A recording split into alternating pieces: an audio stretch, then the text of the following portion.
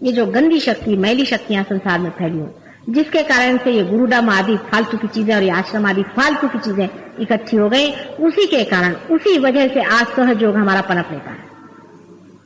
घर घर में, हर दरवाजे पर, हर मंदिरों में, आपके घर के मंदिर घर में भी ये भूत बैठे हो, जहां जाइए वहां।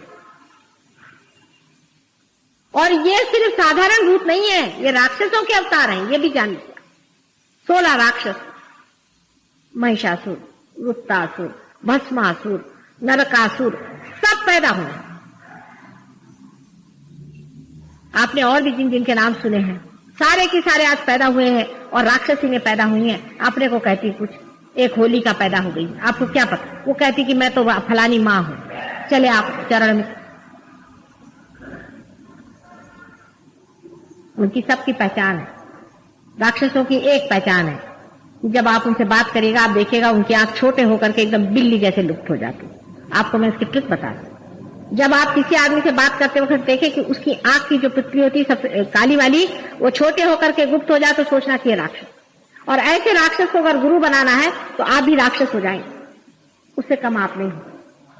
और इसलिए सहयोग के लिए बहुत जरूरी है इस बात को आप जान लें। इस तरह के बहुत से राक्षस संसार में आकर के और आपको बेवकूफ बना करके और पैसा कमा रहे हैं। वो कमाए, मैं कहती हूँ स्मगलिंग करें, जो करना है करें, लेकिन आपकी कुंडलिनी को न छूए। आपकी कुंडलिनी को ऐसा ठिकाना कर देते, बहुत से लोगों को मैंने देखा है, उनकी कुंडलिनी का यह हाल हो जाता है कि वो बिल्कुल ऊपर आती है, छड़ से नीचे गिर जाती, फिर उसको ऊपर बांधती हूँ, फिर नीचे गिर जाती। पता हुआ कि फलाने गुरु महाराज के पास गए और उन्होंने 38 रोल्स रॉयस खरीद करके अभी लंदन में घुमा रहे हैं वो आराम से। आपकी कुंडलिनी ठिकाने करके आपका उत्थान नहीं हो सकता, आप पार नहीं हो सकते, आपका कल्याण नहीं हो सकता। अनेक ऐसे उदाहरण हमारे यहाँ हुए हैं।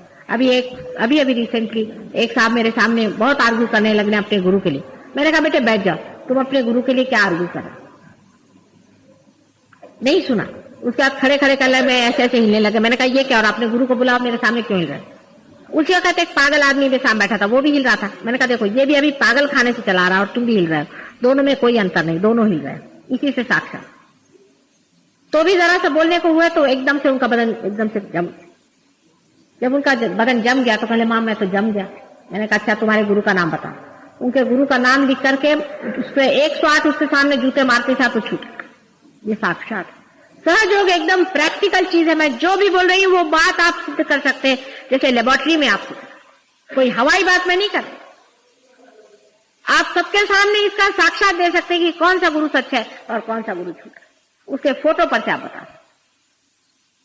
गगनगढ़ महाराज के पास जब जाने का था तो सबने ऑब्जेक्शन किया, माता जी आप किसी गुरु के पास ले जाते। तो मैंने कहा ये तो गुरु ही है, असली में गुरु।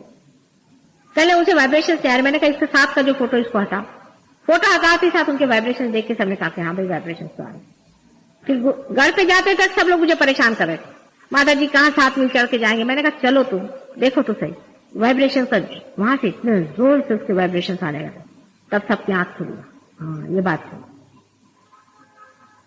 वो भी हमें पहचानते, हम भी उन्हें पहचानते, क्योंकि हम एक ही टेक्निक से आए, एक ही चीज को करें। आप भी देख लेंगे, आप जब आप पार हो जाएंगे आपके अंदर से वाइब्रेशन आने लग जाएंगे, आप भी पहचान लेंगे कि कौन आदमी पार है कौन नहीं, किसकी कुंडलिनी कहाँ फंसी हुई है, किसके आगे चक्र कहाँ फंसे हैं, किसको क्या प्रॉब्लम है, सब आपस में आप चेकिंग करना शुरू करें।